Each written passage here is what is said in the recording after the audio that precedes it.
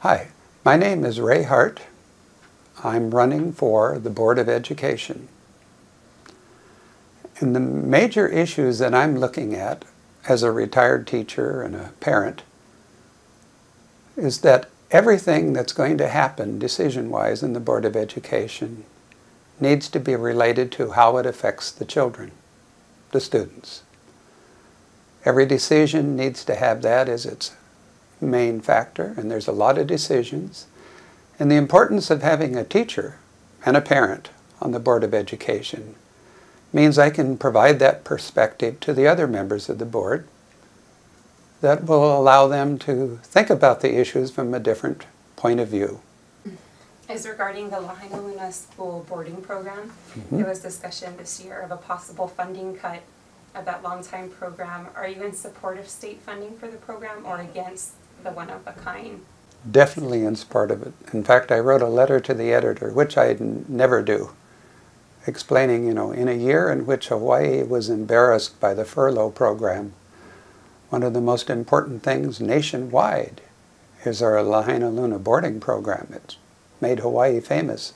Why would you cut the one good news, Plus the success of the program, The people I've talked to that have worked in the program, and have gone through the program, how great it is.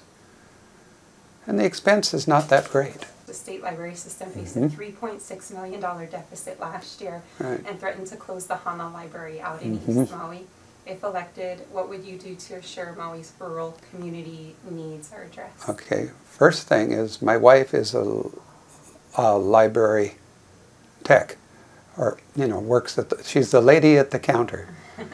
And so I heard about this situation on a regular basis, and the library is an extremely important, part of our system wherever you are. And if you're in the rural country, particularly Hana, which is a combination of a public library and a school library, that's the last place you should cut. You need the communications available for people so they can go find out what they want to know on their own.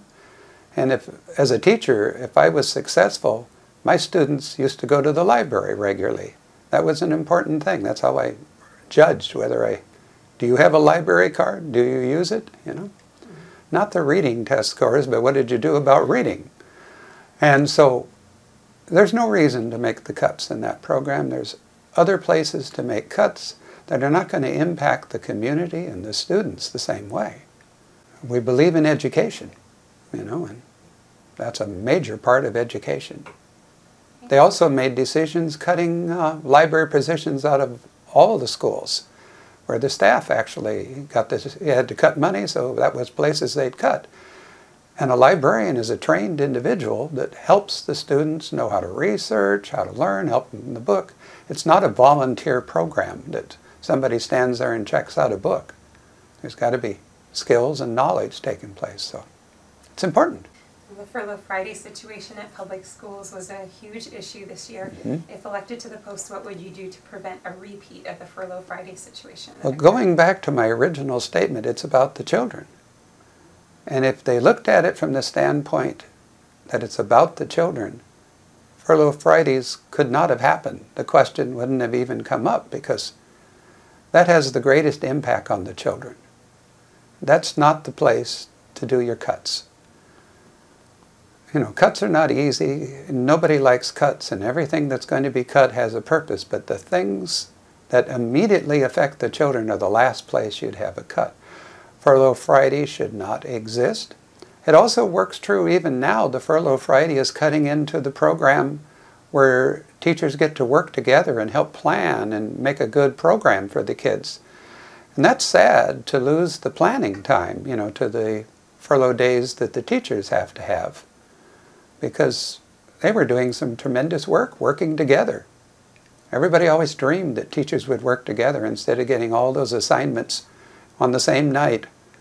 Teachers planned together, you could do a more effective, learning. As for the No Child Left Behind situation, even with the Furlough Fridays, 13 of Maui's public schools and charter schools met the federal benchmarks. Yep. Do you think that the federal program is working or that it's a waste of time? Well, the basic part of when the federal program first came in, the original design of making education a national priority, to measuring what was happening, having goals, having objectives. That was wonderful. And then when they started to put criteria in that was unrealistic, that every child, no matter what their disability, would magically be at grade level, I believe, in 2014, it's not realistic. I know some children, they reach their maximum wherever they reach their maximum. It allowed people to stretch, it forced things. But what it did is it made an emphasis on testing. And life's not about testing. Life is about performance. You know, a person who can write a paper to convince someone to do something, that's a valuable skill. That's not a test item. So they got carried away. They thought it was going to be the cure-all for everything. Now, one of the things is with the type of testing program that we have nationwide, it's geared to those kind of things that drill and practice help the students do well on the tests. That doesn't mean it improves learning. It improves their ability and their test scores. To me, the most important thing is the improvement of learning. So I think using part of that for the idea of standards and measurements, and then combine that with things like portfolios, evaluations of how the student is doing as a person, how they work with others, all of that. Put that together in information that can be used. Because one of the problems with the testing program that we have, we know how every school is doing. But when I ask the question, okay, does that data also tell me how each individual child is doing? No, it's not set for that. It's only set for schools. How can you help a student if you're not sure how the student is doing?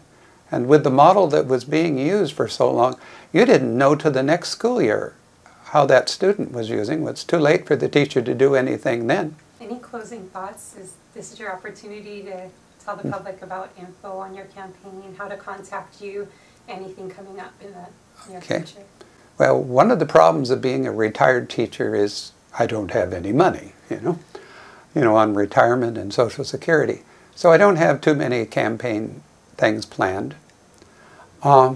I plan on going over to the Big Island at one point with the League of Women Voters, and I'm planning on visiting the charter schools around the state that are under our area, which is Kauai and Molokai and Lanai and the Big Island and Maui, because of my involvement in the creation of the charter schools. But all I really want to do is get the message out that I feel there needs to be a teacher on the board.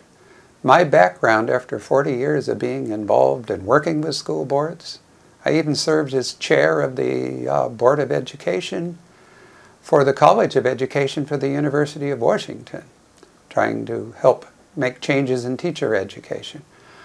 My whole life has been dedicated to it, and I want to continue my life being dedicated. I miss being away from the kids. I volunteered since I've been out, but I really want to make a difference. I have all this sitting inside of me I want to use. I could write a book, but I would rather make changes and help people, provide them information. That's been my specialty. Want to use it. Okay.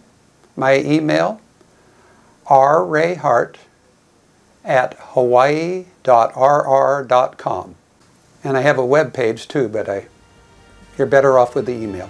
Okay.